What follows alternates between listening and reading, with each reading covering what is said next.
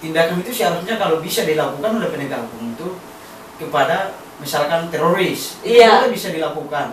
Baik. Tetapi ini kan dilakukan hanya kepada masa aksi. Iya. Orang yang sedang memperjuangkan bagaimana masa depan bangsa ini. Iya. Assalamualaikum warahmatullahi wabarakatuh. Selamat malam, salam sejahtera.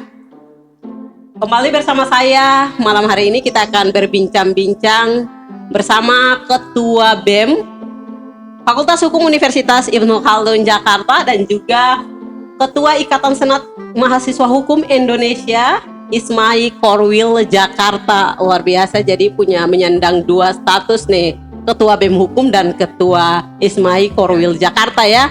Adinda Ical Faisal Matelu yang biasa disapa dengan Ical.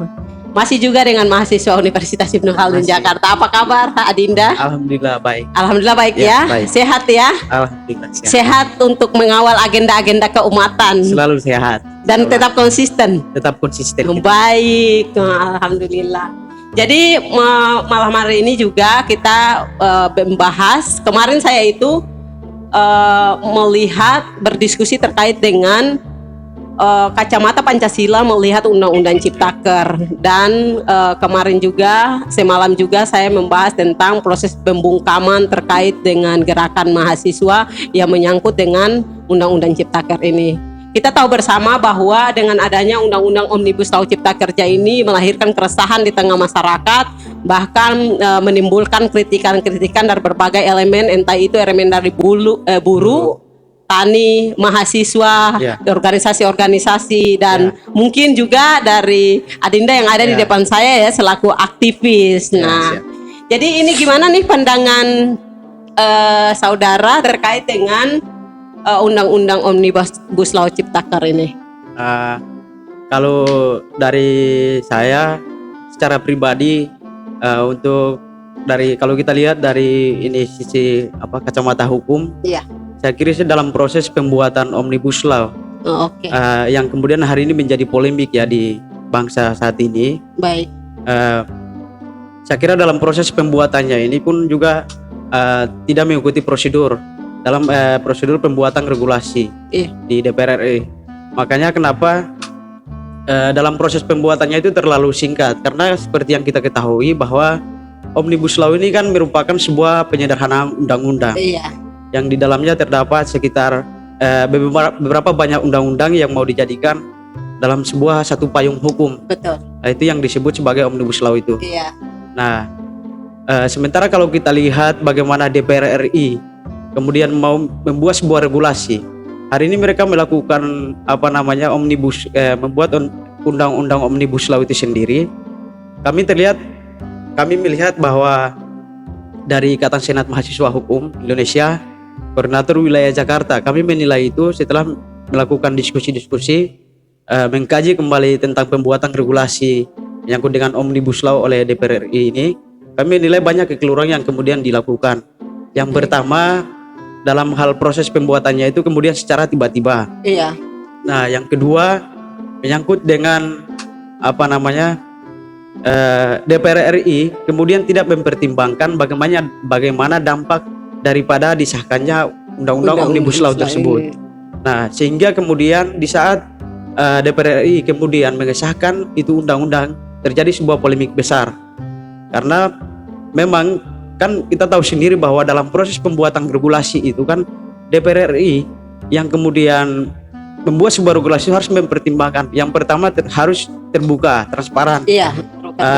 Kemudian harus mendengar aspirasi publik dari kalangan masyarakat. Tetapi dalam proses pembuatan Omnibus Law itu sendiri kan tidak ada sama sekali. DPR RI kemudian tidak melibatkan kalangan masyarakat dalam hal pembuatan regulasi tersebut. Minimal kan masyarakat, elemen-elemen organisasi-organisasi LSM dan sebagainya harus dilibatkan.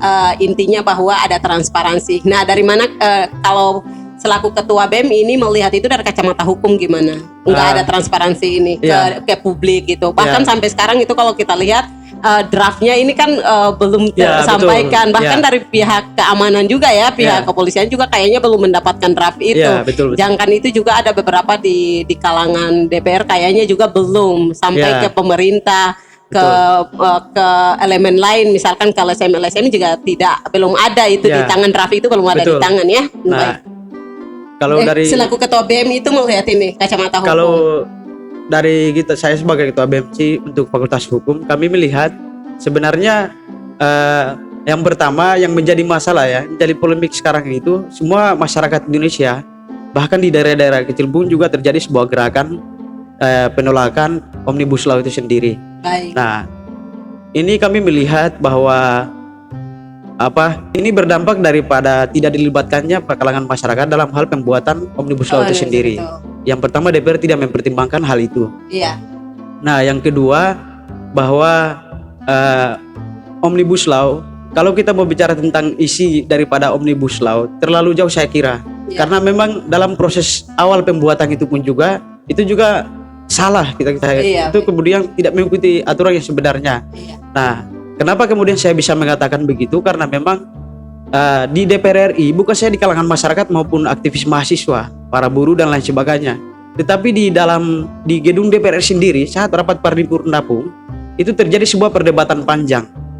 Nah, terkait dengan ada beberapa dari fraksi yang kemudian menolak Omnibus Law itu sendiri. Nah, secara langsung semua masyarakat Indonesia itu pun akan menilai Omnibus Law itu ada sesuatu hal yang salah. Iya. Nah, sesuatu hal yang salah ini sebenarnya adanya di pemerintah sendiri. Bagaimana mereka kemudian bisa menyadarkan semua masyarakat? Hari ini kan kemarin tanggal 8 semua orang melakukan aksi demonstran di Istana Negara untuk meminta presiden harus mengeluarkan Perpu. Iya. Bagaimana membatalkan sebuah pengesahan tentang RUU Cipta Kerja tersebut. Nah, tetapi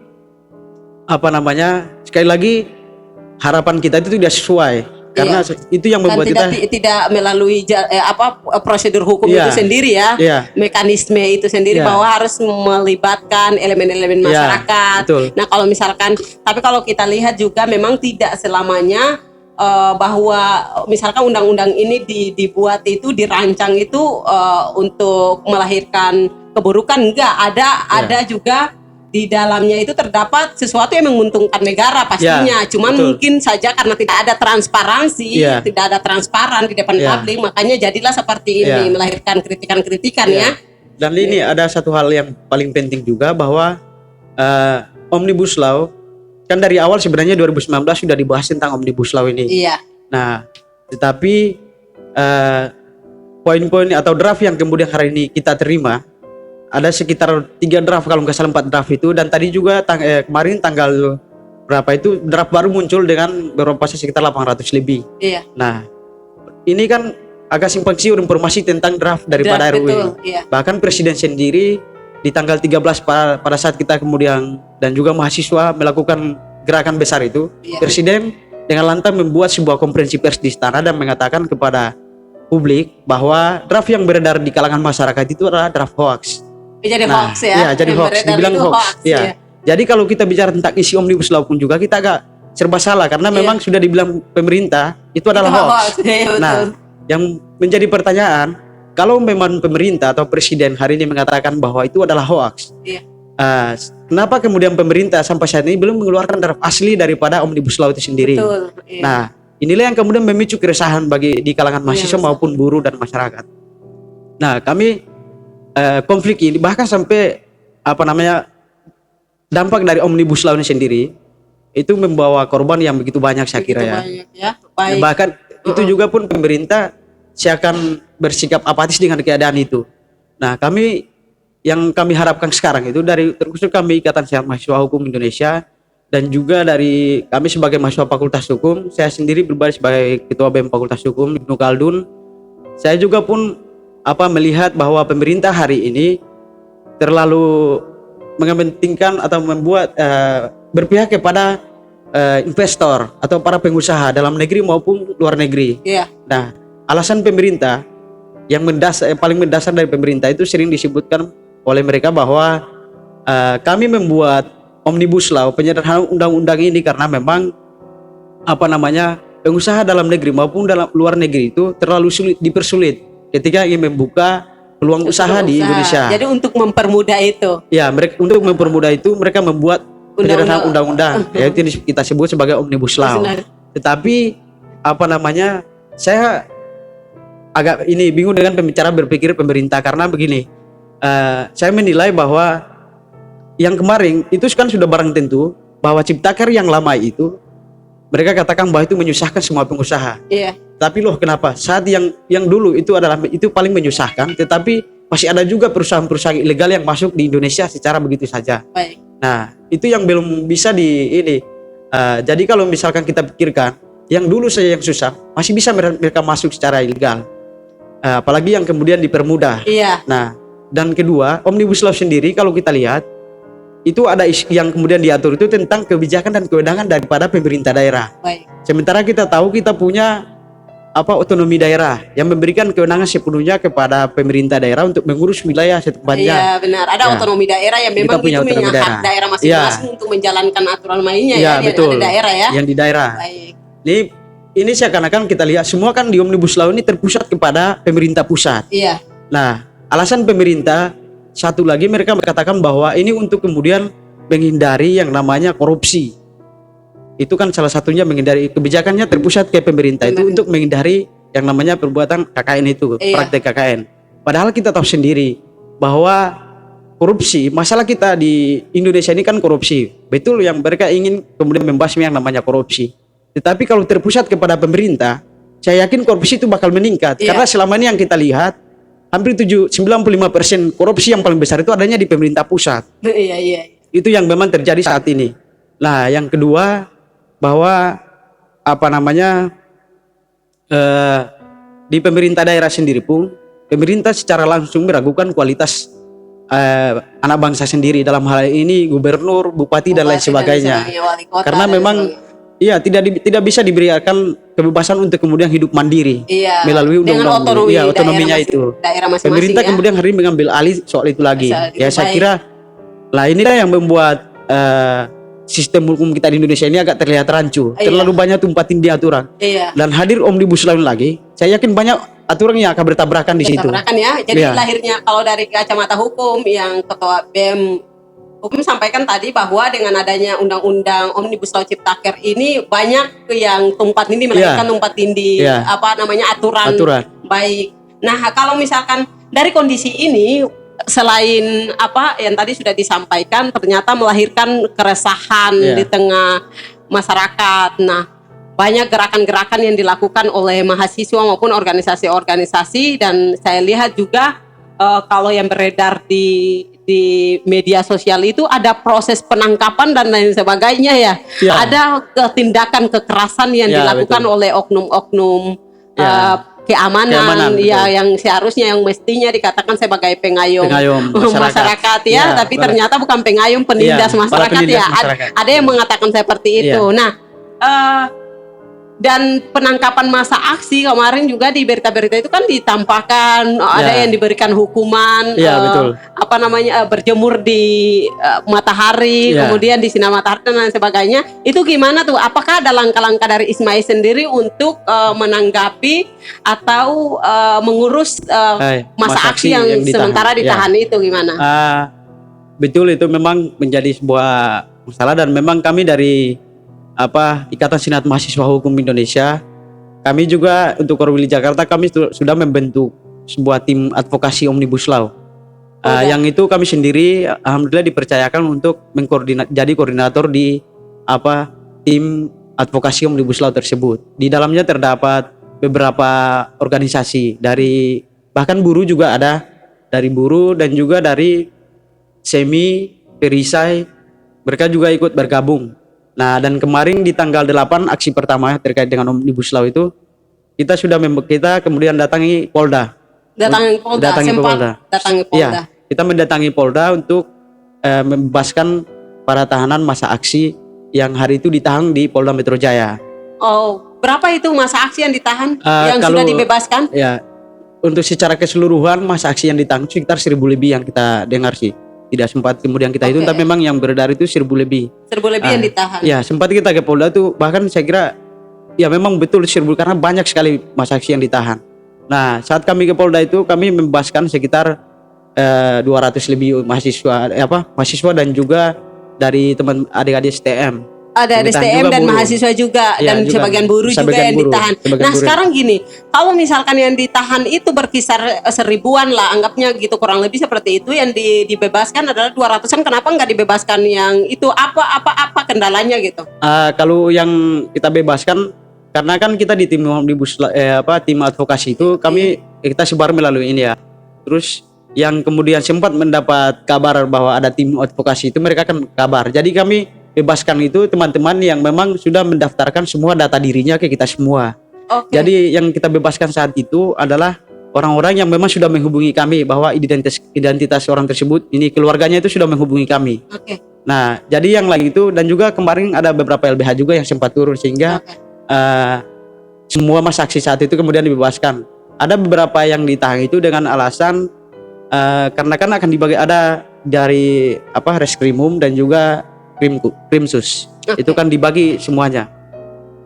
Nah, karena kemarin itu dari LBH Jakarta juga sempat turun, kita sempat ketemu di sana.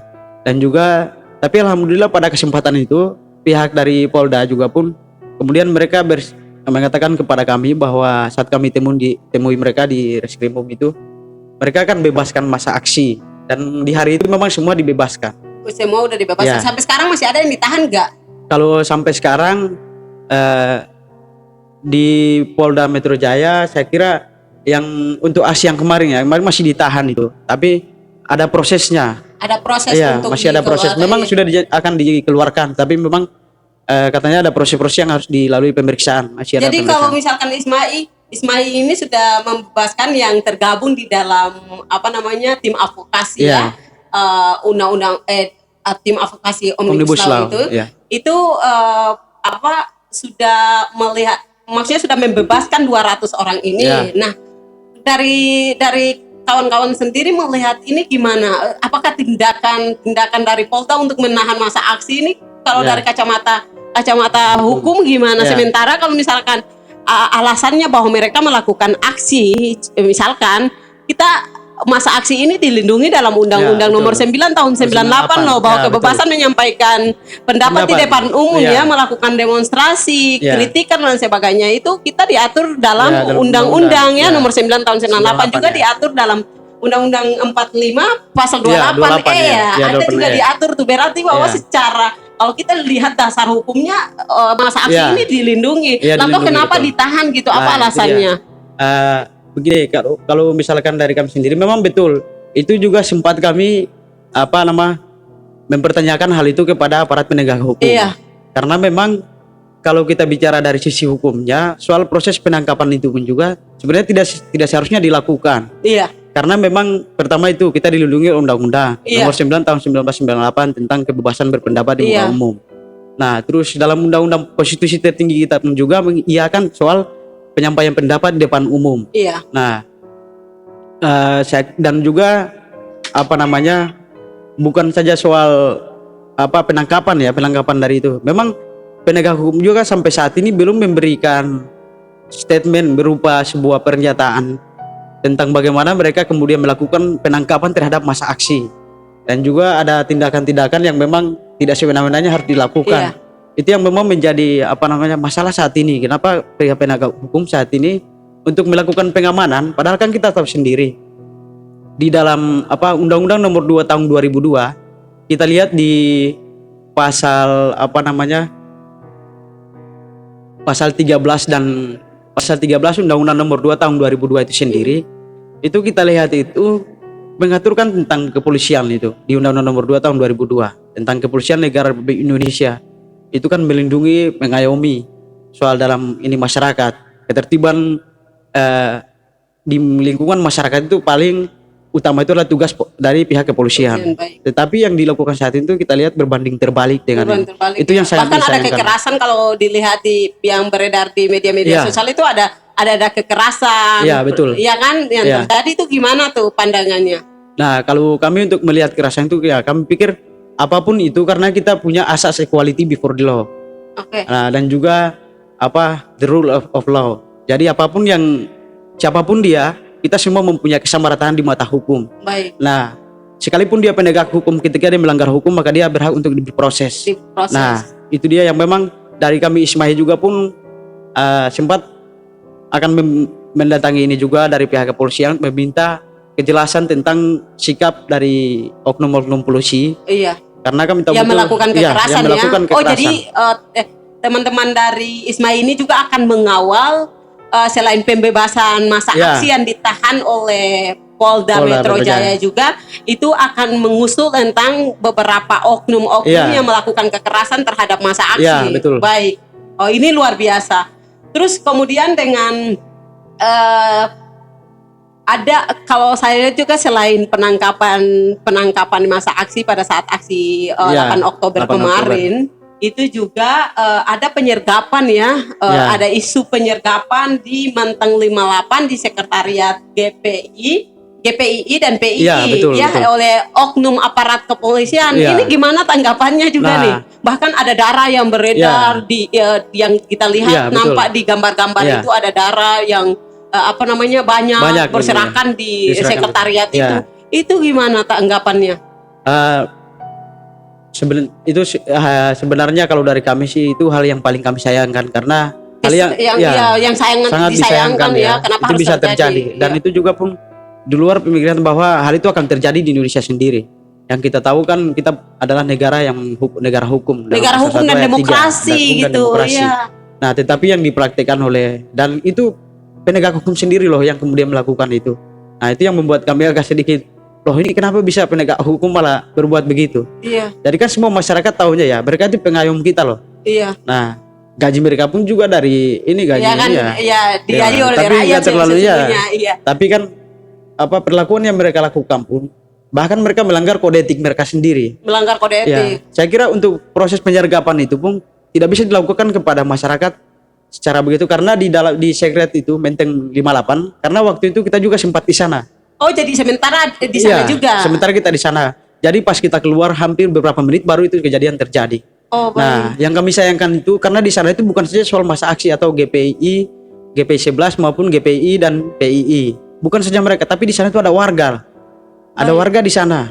Nah, itu yang kami sayangkan. Bayangkan anak-anak yang di bawah usia itu bisa melihat kejadian itu pada pasca di ini. Itu kan kejadiannya jam berapa? Kejadiannya itu sekitar jam 2. Jam 2 malam. Jadi kan saya kira waktu itu kan semua masa aksi pada istirahat, dan itu semua orang sudah kembali, dan saya kira aksi tanggal 13 itu adalah aksi damai di atas pimpinan para ulama waktu saat itu. Benar. Kita sempat melakukan ormas-ormas ini juga Islam juga kan turun itu, dan itu aksi damai damai. Dan bahkan nggak ada kekerasan, nggak ada sama sekali. Dan sempat kita lakukan sholat asar juga di situ di TKP waktu itu. Sempat sholat asar. Sholat asar di tempat aksi ini. Di Patung Kuda waktu itu. Di Patung Kuda. Nah, lebih dari situ makanya dalam proses penyergapan itu kami menilai itu bertentangan dengan hukum. Dan pihak kepolisian juga harus kemudian bersikap tegas terhadap oknum polisi yang melakukan tindakan itu. Karena apa alasan kalau sejauh ini yang dilihat, apa alasannya melakukan penyergapan itu? Itu alasan dari pihak kepolisian. Kalau untuk yang kita lihat saat ini katanya kalau untuk sekarang ini semua masa aksi itu akan ditangkap oleh pihak penegak hukum dengan alasan bahwa ada provokator dan lain sebagainya. Nah, kami menilai itu bahwa itu bukan menjadi sebuah alasan yang paling mendasar bagi penegak hukum untuk melakukan hal demikian. Dan kalau ada penangkapan seperti itu, kalau dengan alasan kayak gitu, tetapi kenapa harus ada bercucuran darah dalam gitu, ada kekerasan gitu. Bahkan saya bilang, bahkan seorang sempat saya bikin di tulisan, bahkan beberapa di media ISMAI itu kami sudah menulis bahwa tindakan itu seharusnya kalau bisa dilakukan oleh penegak hukum itu kepada misalkan teroris, itu boleh bisa dilakukan. Baik. Tetapi ini kan dilakukan hanya kepada masa aksi. Orang yang sedang memperjuangkan bagaimana masa depan bangsa ini. Baik. Saat ini kan Omnibus Law kita lihat itu, masalahnya kan Omnibus Law. Kita lihat Omnibus Law itu kan semua pro terhadap pihak asing. Dan itu betul buat pengusaha. Baik. Dan pemerintah kita hari ini pun seakan-akan kita dulu itu merdeka karena usaha loh. Padahal kan enggak sama sekali. Jadi saya agak bingung, saya kenapa kok penegak hukum punya bisa melakukan tindakan demikian.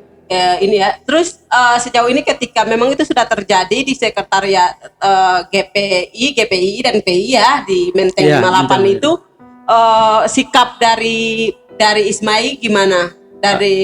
Sikap dari ISMAI untuk menyikapi persoalan ini gimana? Apakah akan menuntut atau tuntutan-tuntutan lainnya gitu? kami semalam sempat kumpul juga dari teman-teman Ismahi ya di Universitas Ibnu Khaldun Jakarta. Saya undang semua ke sana. Nah, kebetulan saya juga sebagai ketua BEM Fakultas Hukum, saya mengundang juga teman-teman Fakultas Hukum yang ada di sana, dihadiri oleh teman-teman adik-adik mahasiswa dari Fakultas Hukum juga. Nah, kita bahas terkait dengan Omnibus Law, dan yang paling mendasar saat ini saya kemudian katakan semalam bahwa tugas kita saat ini itu adalah bagaimana mengingatkan penegak hukum. Kita harus meminta pertanggungjawaban dari mereka terkait dengan sebuah kekerasan yang dilakukan di Menteng Raya 58. Iya. Nah, itu yang saya merasa kami dari Ikatan Senat Mahasiswa Hukum pun juga akan tetap melakukan sebuah proses hukum. Baik. Bahwa meminta pertanggungjawaban dari pihak kepolisian. Bagaimana kemudian bisa mereka melakukan itu. Iya. Nah, paling itu yang untuk proses hukum akan Dan kami tetap langkah-langkah lakukan. hukum akan ditempuh ya. Akan ditempuh. Baik.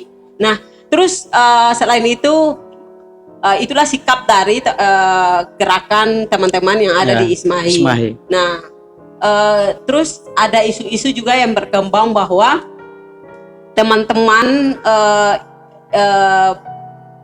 yang melakukan aksi ini ada proses pembungkaman, kemudian ini isu yang beredar di luar. Terus ada juga oknum-oknum yang menunggangi agar gerakan tidak dilanjutkan. Betul. Itu gimana tuh? Apa benar atau enggak? Atau gimana tuh tanggapannya? Untuk isu memang informasi yang kami dapatkan di media sosial dan lain sebagainya itu memang banyak isu-isu itu ya yang beredar di ini. Tapi kami merasa kalau khusus kami Ismahi sampai sekarang pun kami tetap konsisten dan dalam perjuangan bahwa tuntutan kami untuk mewakili seluruh masyarakat Indonesia dan juga para buruh yang hari ini merasa hak-haknya itu kemudian ditindas dalam RUU Cipta Kerja itu sendiri. Nah, kami tetap konsisten. Memang betul isu itu yang berjalan, bahwa ada mahasiswa, kemudian ada pergerakan mahasiswa atau buruh yang memang ditunggangi dan kemudian sempat akan berhenti karena memang ada masukan angin segar bahasa aktivisnya begitu ya. Angin segar ya.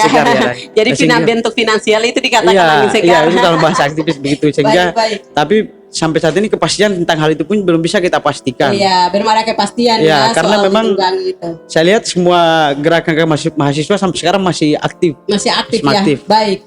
Terus ada isu juga bahwa gerakan mahasiswa yang masa aksi itu ada yang menunggangi masa aksi untuk melakukan aksi protes terhadap Cipta Kerja. Ini apa benar enggak? Atau murni memang itu adalah gerakan dari gerakan nurani, panggilan hati daripada elemen-elemen untuk melakukan aksi ini?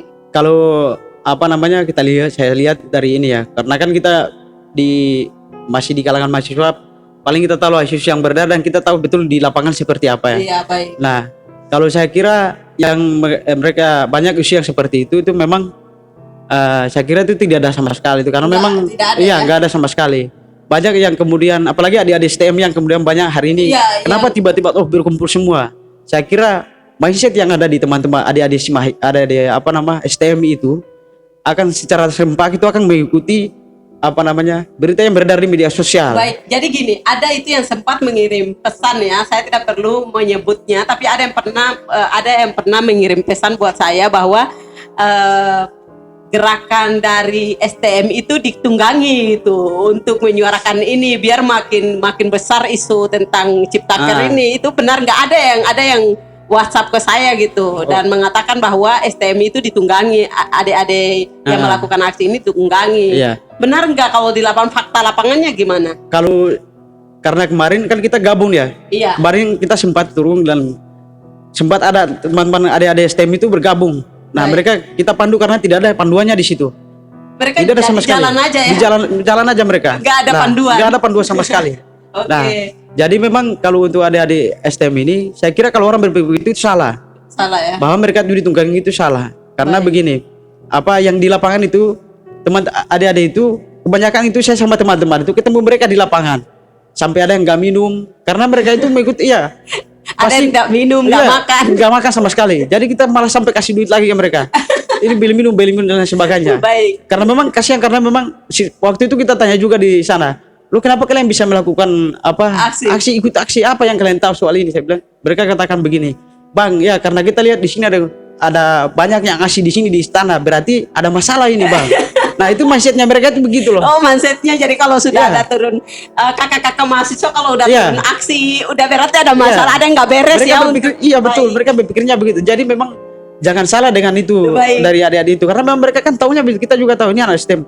Ya, mana mungkin dia mau mengkaji itu omnibus law Iya, sendiri. mana mungkin kita aja Nggak nggak mungkin, kaji iya. kan, apalagi mereka. Dia pasti secara instan dia akan berpikir, oh ini berarti ada masalah, kita ikuti. Apalagi kan jiwa-jiwa begitu itu kan pasti suka yang rame-rame, Iya, tapi dan lain sebagainya. Kita iya, agak iya, ini iya, juga. iya, Ya iya. pasti mereka datang lah kalau begitu. Sampai Baik. di daerah-daerah mereka datang pakai kereta dan lain sebagainya itu. mereka. Baik, ya kalau kita lihat juga gitu. Jadi ada apa namanya maksud kedatangan itu untuk meramaikan, Iya. karena mereka suka keramaian. Kurang keramaian, betul. Terus kan suka yang ramai anarkis gitu Iya. kan, ya wajar lah. Wajar lah, itu kan anak-anak anak remaja iya. gitu ya. Kemudian mungkin tadi alasan yang paling mendasar karena saya sempat nanya juga, kenapa harus mengikuti aksi ini? Katanya Iya. juga alasan itu karena itu ada yang nggak beres dengan Iya, betul. dengan negara gitu, Iya. ada yang nggak beres sehingga kakak-kakak mahasiswa melakukan Iya. aksi. Itu di kalangan STM ya. STM Kalau ya. memang mahasiswa dan buruh saya kira tahulah mereka kenapa, masalahnya apa itu. Iya, Nah, baik. itu. Jadi nggak mungkin. Dan apakah teman-teman meskipun tekanan kalau kita lihat tekanan dan konflik yang terjadi, baik konflik vertikal, horizontal yang nyatanya memang fakta di lapangan seperti itu terjadi ini, dan kekerasan yang dilakukan oleh oknum-oknum kepolisian ya, ini oknum-oknum kepolisian itu, gerakan kawan-kawan apa akan berhenti di sini kan, ataupun terus berlanjut untuk mengawal undang-undang Omnibus Law ini dan juga mengawal kekerasan-kekerasan yang dilakukan oleh Ya. orang-orang tertentu. Kalau kami Ismahi Iya, tetap mengawal itu, karena kebetulan sudah kita punya tim advokasi Omnibus Law di bawah Baik. ini Lembaga Bantuan Hukum Rakyat Indonesia. Baik. Itu telah kami buat. Kami akan tetap mengawal masa aksi yang kemudian ditahan. iya, Yang kedua, gerakan kami tidak akan pernah berhenti, karena dari Omnibus Law sendiri itu yang tadi saya katakan bahwa banyak membuka peluang bagi para pengusaha dalam Baik. negeri maupun luar negeri. Dan Baik. saya yakin betul dari dulu sampai sekarang itu yang maju kita lihat perusahaan-perusahaan besar yang di sini yang maju itu bukan perusahaan dalam negeri, semua perusahaan asing. Baik. Nah, kalau misalkan peluang dibuka seluas-luasnya, peluang usaha itu dipermudah semua izinnya, itu sudah pasti pengusaha asing itu bakal berkuar-kuar di Indonesia. Dan saya kemarin sempat dalam orasi saya katakan bahwa semua bangsa Indonesia, kita anak muda dan juga para masyarakat keseluruhan itu jangan kemudian mau untuk dijadikan budak dalam negeri. baik, Karena sudah pasti kita akan mengadu nasib kita di tangan mereka, di atas Iya. perusahaan-perusahaan mereka. baik. Nah, kita akan kemudian berdiri di kaki kita sendiri. Iya, harus berdikari, Berdikari. ya, idealisme tetap dijaga. Iya, tetap dijaga. Sehingga ada kata Tan Malaka seperti ini, idealisme adalah kemauan terakhir Iya, yang dimiliki oleh pemuda ya. Pemuda. Jadi itu benteng terakhirnya Iya. pemuda. Kalau misalkan pemuda tidak lagi bersuara dan dibungkam, Nah, maka iya. selesai sudah ya, Selesai sudah. hancur sudah bangsa ini. Nah, satu lagi ada isu. Malam ini kita luar biasa karena mendiskusikan beberapa isu yang terjadi di lapangan Iya, betul. ketika aksi. Pembakaran halte saya lihat nih, Ya, ada pembakaran halte, kemudian ya di beberapa halte itu dibakar, termasuk di sekitaran HI Senen iya, ya. betul, Senen. Itu apa benar dari masa aksi atau gimana? Kalau yang kan Ketua BEM sendiri, saudara sendiri ada di lapangan, bahkan Ya. melakukan orasi Ya. aksi di sana, melihat ini apa bisa nggak, mustahil nggak bahwa tindakan pembakaran halte dan lain-lain sebagainya ini dilakukan oleh masa aksi? memang sih kalau misalkan kita lihat situasi di lapangan, sebenarnya kalau untuk tindakan pembakaran lain sebagainya, saya kira kalau untuk para masa aksi yang memang tahu betul tentang substansi daripada kenapa kita harus melakukan aksi, misalkan ini dalam hal ini misalkan buruh, mahasiswa, dan juga ormas-ormas Islam yang Iya. lain, tidak mungkin mereka melakukan itu. Baik, Nah, bukan kita kemudian menuduh, ya, tetapi memang soal mengontrol emosional kita di dalam lapangan saat itu, karena kan ada tembakan-tembakan dari pihak kepolisian, gas air mata dan sebagainya, itu bahkan sampai ada korban dari. iya, Nah, semua orang pasti akan kemudian berpikir, bahkan kami mahasiswa pun juga kalau saya secara pribadi juga sedikit kesal dengan hal itu. Iya, tapi Karena kita nggak tahu siapa ya. Iya, yang kita nggak tahu melakukan ini. siapa yang kemudian melakukan itu. Iya, tapi ada yang berkembang bahwa ada yang berseragam hitam datang ke situ langsung membakar, bahkan mereka datang dengan berlainan arah dan lain-lain. Maksudnya itu yang berkembang di beberapa media sosial gitu. Jadi masa aksi pun sendiri nggak tahu itu siapa gitu dan memang, dari mana gitu. Memang setiap aksi-aksi besar itu setiap informasi dan juga kami dapat informasi itu bahwa akan ada tim-tim provokator yang masuk untuk kemudian mengganggu psikologi dari masa aksi untuk melakukan sebuah tindakan. Itu yang memang kami itu tetap ada sih sebenarnya dalam setiap aksi besar. Iya. Pasti provokator itu ada dan juga apalagi ini kan kita nyerangnya penyerang pemerintah. Iya, kata Guru itu ya namanya pemerintah ini kan kita tidak bisa lawan. Dan mereka kan punya segalanya. Media dan penguasa itu tidak bisa kita lawan. Mereka punya segalanya. Jadi kita tidak tahu itu siapa yang melakukan. Tapi kalau kepastiannya bahwa masa aksi yang turun untuk menyuarakan Omnibus Law kemungkinan kecil yang melakukan itu. Iya, betul. Tidak mungkin ya. Tidak mungkin mereka melakukan itu. Baik, untuk menutupi perbincangan kita, diskusi kita pada kesempatan ini, adakah pesan-pesan untuk pengawalan aksi atau pengawalan undang-undang Omnibus Law Ciptaker ini? Gimana? Adakah pesan? Baik itu pesan kepada gerakan-gerakan mahasiswa, elemen mahasiswa, masyarakat dan juga pemerintah. Silakan. Dari kami, saya sebagai Ketua Umum Ikatan Senat Mahasiswa Hukum Indonesia, Koordinator Wilayah Jakarta, sekaligus Ketua BEM Fakultas Hukum Universitas Ibnu Khaldun Jakarta. Dari saya kepada seluruh teman-teman pergerakan di kalangan mahasiswa, aktivis, buruh, dan juga ormas-ormas Islam, saya harap perjuangan kita menyangkut dengan Undang-Undang Cilaka bahasa kita hari ini atau Undang-Undang Omnibus Law. Perjuangan kita jangan kemudian sampai berhenti, karena memang kalau kita berhenti sama saja kita kemudian menggadaikan masa depan anak cucu kita dan juga masa depan kita anak-anak muda sekarang. Saya harap kita kemudian tetap konsisten dalam perjuangan, bahwa harapan kita pemerintah dalam hal ini pihak eksekutif dari Presiden Jokowi sendiri untuk kemudian bagaimana melihat kembali respect daripada masyarakat kepada undang-undang ini yang memang itu harus dipertimbangkan oleh Bapak Presiden sendiri. Karena Pak Presiden sendiri belum menandatangani. Belum menandatangani. Karena memang kan peluangnya kita itu kan kita mengharap 30 hari ke depan ini. Dalam pasien 30 hari ke depan ini undang-undang itu secara langsung akan diberlakukan. Kalau 30 hari tidak ditandatangani juga itu tetap berlaku. Nah, itu yang memang harapan kami semua masa aksi, dan saya yakin semua gerakan ormas maupun mahasiswa itu berharap Presiden bisa mengeluarkan Perpu untuk sebagai pembatalan pengesahan undang-undang Omnibus Law. Nah, itu yang memang kami harapkan sekarang. Dari saya pesan kepada seluruh teman-teman bahwa jangan pernah berhenti untuk kemudian bergerak, karena gerakan kita hari ini akan menentukan masa depan kita. Itu yang memang saya ini dari teman-teman, jangan kemudian terpengaruh dengan angin segar dan lain sebagainya. Saya kira kita tetap idealis, karena memang masa depan bangsa ini ada di tangan kita anak-anak muda. Baik. Itu kira-kira dari saya. Baik, terima kasih ya informasi-informasi yang sangat menarik juga diskusi kita malam ini. Sumber-sumber saya dapatkan langsung ini dari orang yang turun terlibat langsung melakukan aksi selaku Ketua BEM Fakultas Hukum Universitas Ibnu Khaldun Jakarta dan juga Ketua Ikatan Senat Mahasiswa Hukum Indonesia Ismahi Korwil Jakarta. Jadi betul. Ketua Korwil Jakarta Ketua Umum Korwil Jakarta, luar biasa. Tetap konsisten istiqamah dalam mengawal agenda-agenda keumatan kebangsaan ya. Yang terpenting yang kita lihat pada Pancasila, sila kelima adalah bagaimana menciptakan keadilan sosial bagi seluruh rakyat Indonesia. Baik ya. Apalagi mahasiswa sebagai penyambung lidah rakyat. Ya kan? Iya, dia sebagai agen of control. Baik, makanya dia harus mengawal. Terima kasih diskusinya. Ical, kita akan diskusi di lain kesempatan dengan tema-tema yang lainnya. Saya butuh juga pemikiran, kajian-kajian isu dari kawan-kawan sendiri. Semoga diskusi ini dapat bermanfaat dan tersampaikan. Ini fakta fakta lapangan yang juga disampaikan tadi. Terima kasih. Assalamualaikum warahmatullahi wabarakatuh. Waalaikumsalam warahmatullahi wabarakatuh.